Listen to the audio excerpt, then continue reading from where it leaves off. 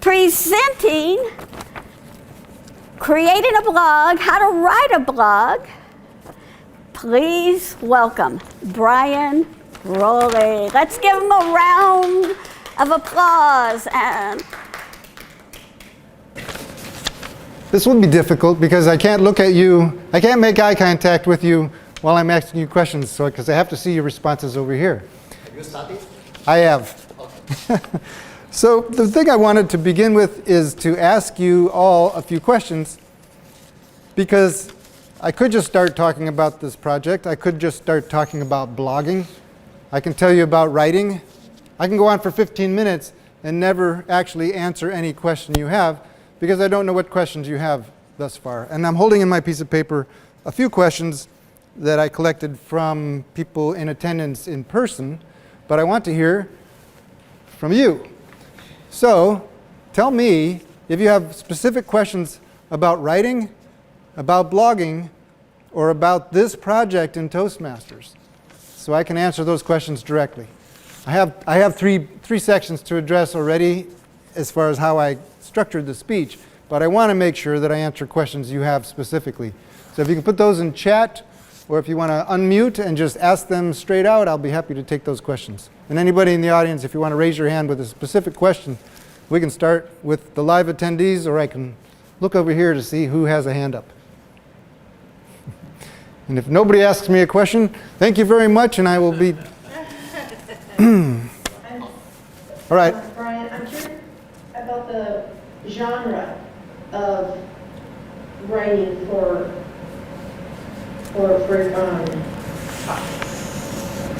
podcast. Yeah, thank you. Okay, so for your blog, what I heard you say is that you want to talk about the genre, in other words, the topic you're going to write on for your blog. Is that correct? Yes, thank you. All right, great. The blog. That's a perfect starting place, because, what are you pointing at? There's another question. Okay, I can't be in both places. So I'm going to answer this question, then I'm going to look over here for another question. So here's the deal about choosing your topic, because it's the most prevalent question any writer would ask anyway. If you're going to write a blog, what should I write about? It's kind of makes you think, what do I know? What do I know that I think someone else wants to know? And does it fit the parameters of the project I'm working on for Toastmasters? So with those three things in mind, I'll tell you how I chose my topic, and then I'll tell you how to choose your topic. I decided to write about Toastmasters because it seemed meta.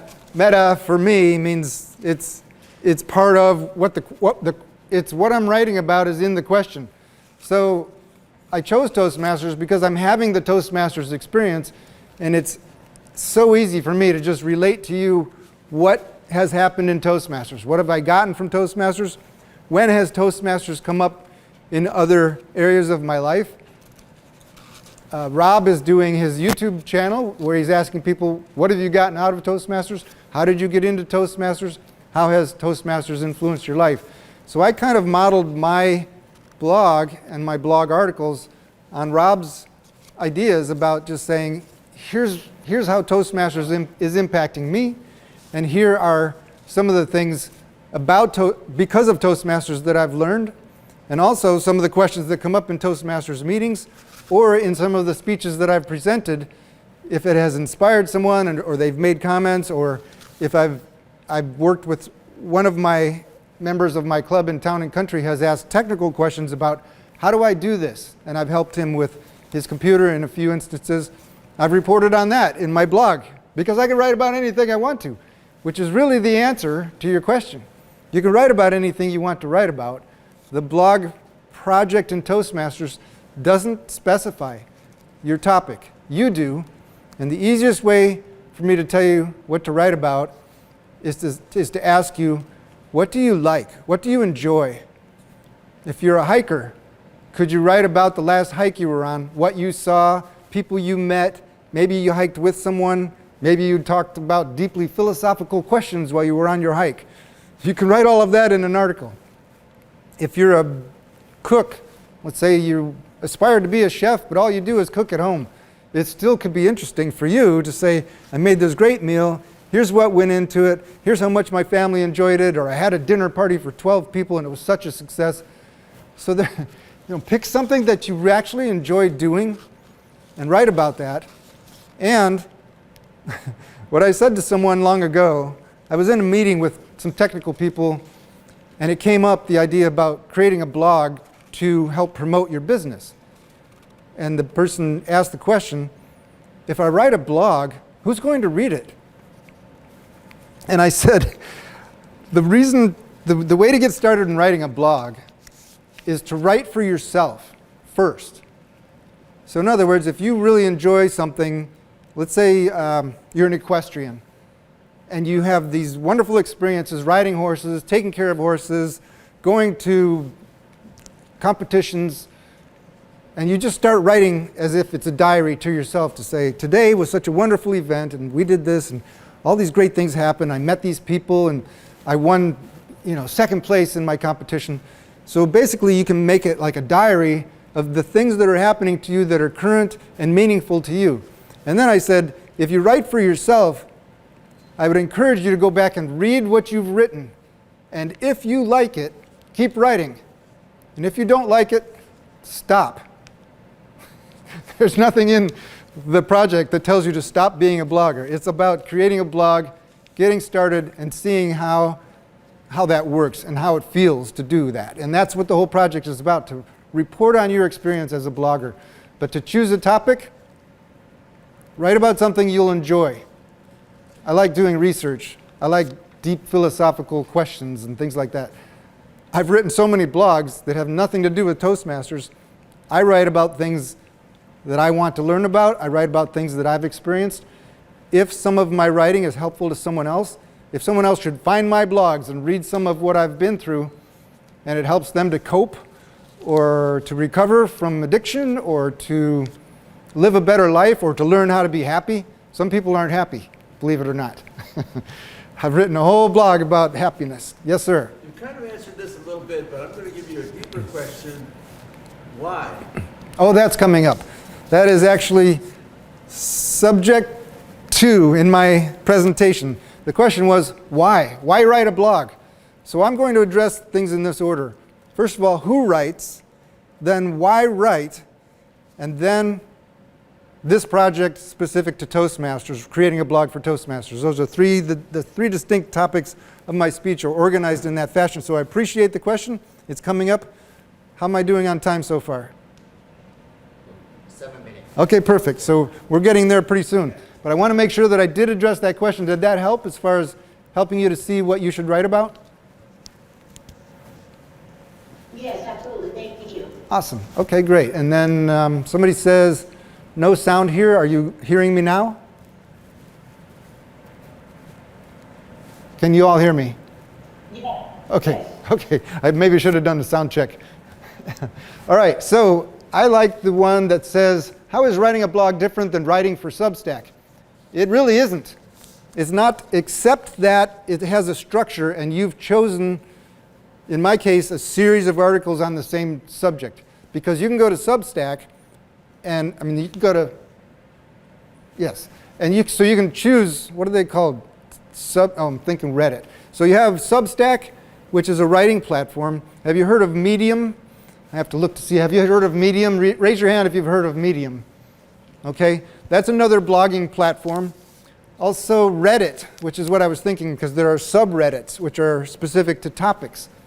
And Substack and Medium, I would say, are in competition for your, as to be your platform for writing. So you can actually get started blogging without creating a blog. And by creating a blog, I mean your own branded space for your writing only. When you write on Substack or you write for Medium, you're in a blogosphere. You're in a place where everybody can have a blog and write on their own subjects, but it's pre-made for you. And guess what? You don't own the domain name, so you really don't own your material. When you put your writing on some other platform, they own it. When you create your own blog and you host it on some hosting website, and you can even get your own domain name. In my case, my blog is titled thismuchbetter.org. It originally was rouleyontoastmasters.blog, but I changed it to thismuchbetter.org because I'm going to do a speech titled This Much Better. Anyway, that's a whole other topic. I could spend another 15 minutes telling you about how to create a blog and how to find a domain name. But I will tell you this, if you want to create your own blog with your own domain name, you can do it in under 10 minutes. I proved it. I made a video to show you exactly how to do it. But back to the next question about why. Why should anybody write? I can answer that with the great big broad answer, which is, why should anybody listen to me? Why should any of you deliver a speech? And it's kind of a funny story that I tell about how the internet was created, and it relates to why should you write.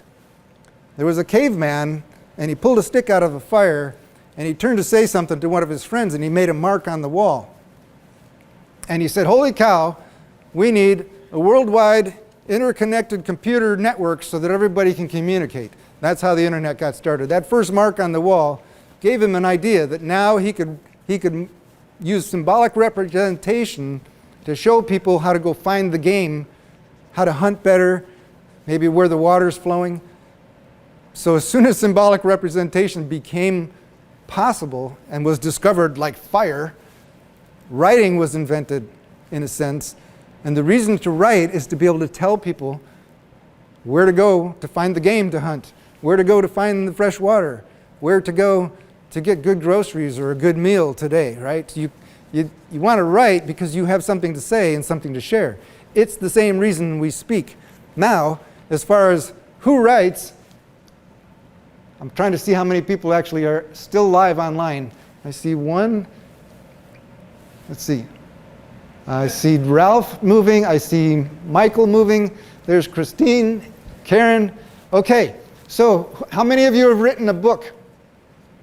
Okay, how many of you have written a blog of any kind? How many of you have written letters? Okay, now we're getting some action. How many of you have written a speech?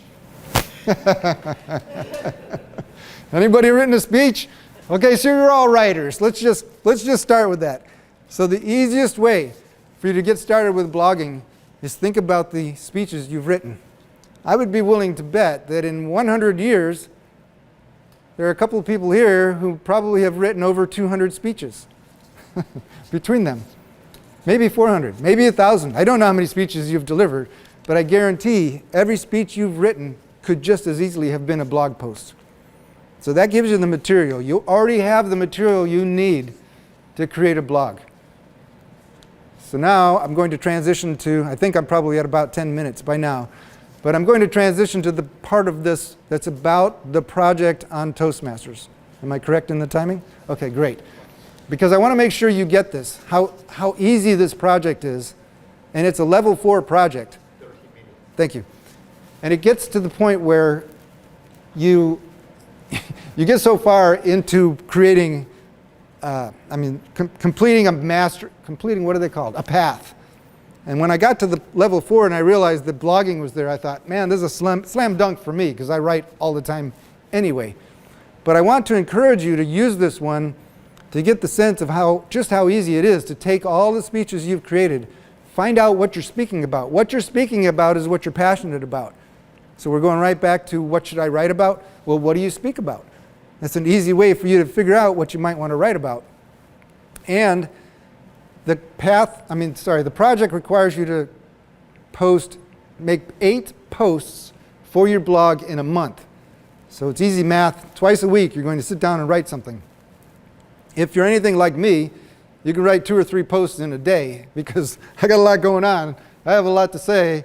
I have a lot of other interests. And so writing for me is just something I do all the time. It makes it very easy for me to create a blog and finish this project. And then, after you create the blog and make all those posts, you're supposed to deliver a 3-minute speech. You have all of 3 minutes to tell someone all of what it took me 15 minutes to deliver here today. The speech part of this is kind of like saying, hello, I created a blog. I wrote 8 articles on these topics. You want to hear some of them? Because in 3 minutes, it's like an extended table topic. You'll be done so fast. The speaking part of it is not the project. The writing and figuring out what you want to write, making those 8 articles, and being a member of a club that needs a level 4 completion. That's me.